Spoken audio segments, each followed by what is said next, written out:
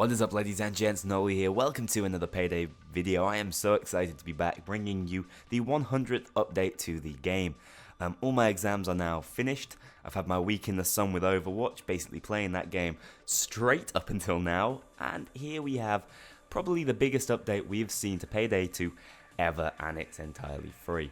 That's debatable on the size of the update, but I definitely feel like this is one of the most exciting updates that we should all get as much playtime out of immediately. So I'm going to run through all the details of the 100th update in this video, and then in my future coming videos I'm actually going to take a really close look at the skill trees, talk through some potential options, and then we're going to get some revisiting of all my old skill videos. I want to be able to show you how to replicate that playstyle or even improve on that playstyle in the brand new skill system. I didn't want to touch it while it was in beta, but now it's out and all the skills are somewhat balanced. I'm not saying they're perfect just yet, but I'd really like to take a relook at everything and make a brand new video for basically all the playstyles that I've enjoyed and all the ones that you guys seem to enjoy at home. So here we go, let's have a look. First of all, this wallpaper spread is incredible. I'm going to be honest, as time went on and more heisters were added to the game, there was a real loss of that feeling of togetherness. You know, there was the original 4, maybe 5 when Hoxton was added back in, and that was comfortable. That gang was all integrated. But soon after, it became a bit of a mishmash of, well, John Wick, who looks decidedly unhappy in this picture. But I feel like this picture really brings it together and makes it look like they fit. It makes them look integrated again, and there are some absolutely hilarious little things here. Vlad obviously looking rather upset in his cool shades. We got some toast over here. I wonder who that belongs to. Almir in the bottom left, and I just love it. I really love it. Wolf, he's got his drill, of course he has.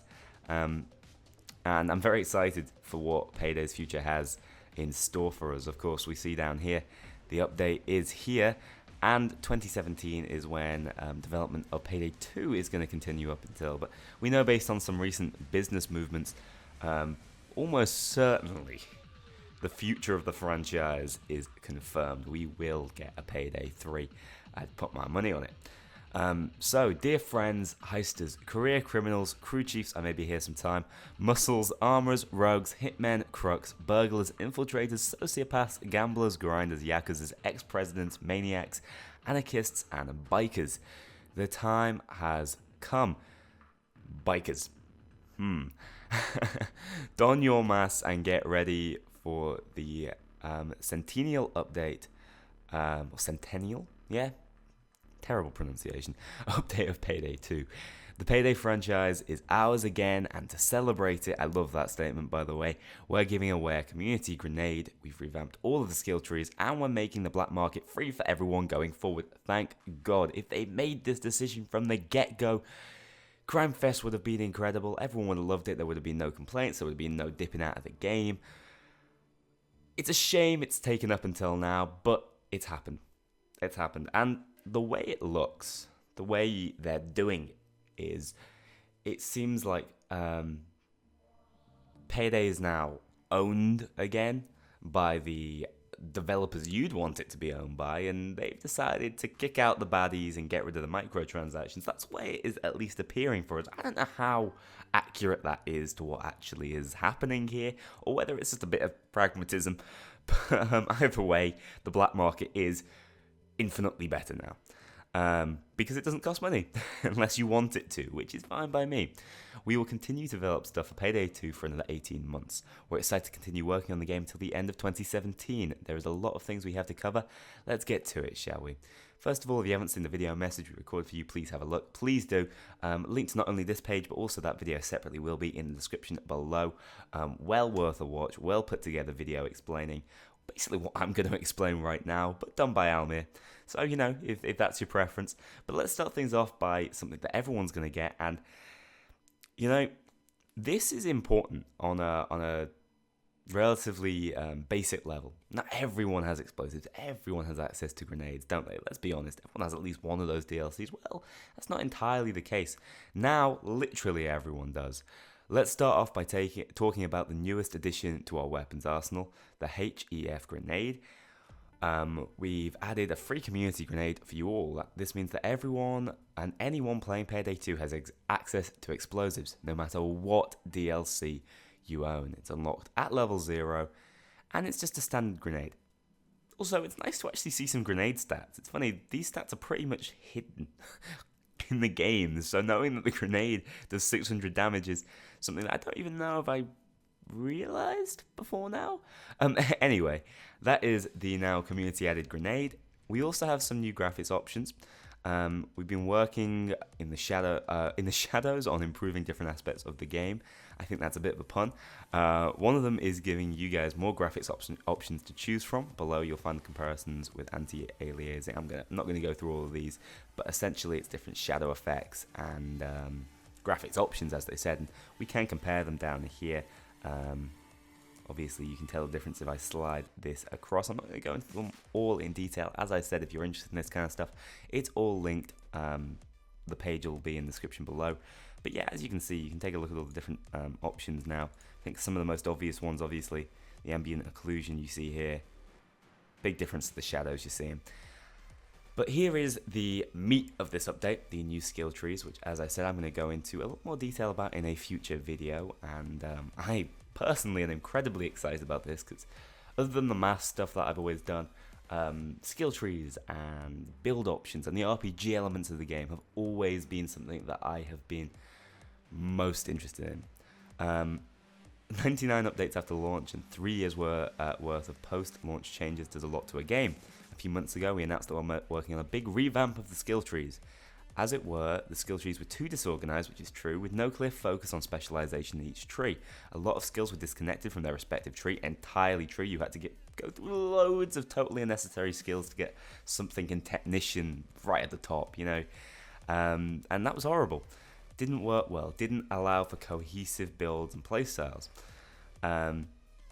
Forcing the player to get skills they didn't need in order to get the skills they wanted, like I just said. The revamp was made to change this. Also add some new unique skills, of course.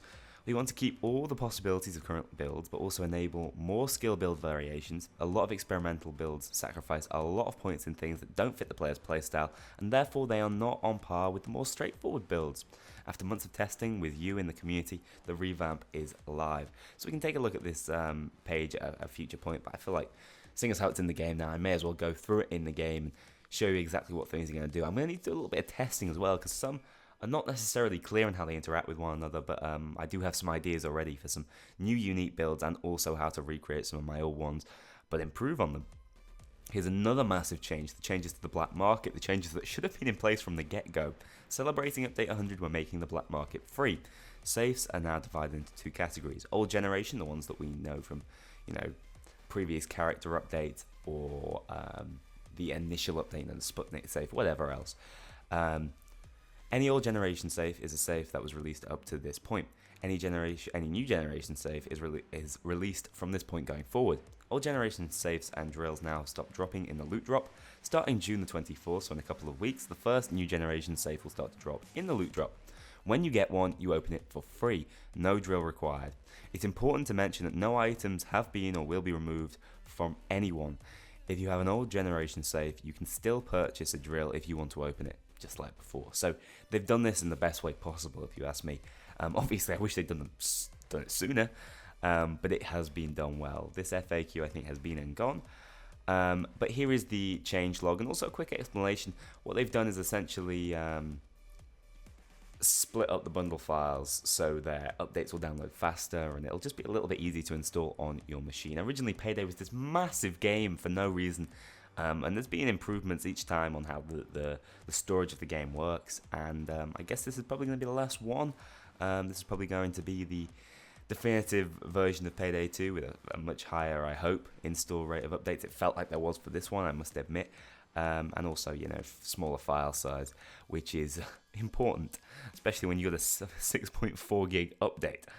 But these are generally just fixes, map fixes, so you won't have glitches on there, which is important. Payday 2 is, let's be honest, at times a buggy game, and these sort of big quality of life changes are massive for it.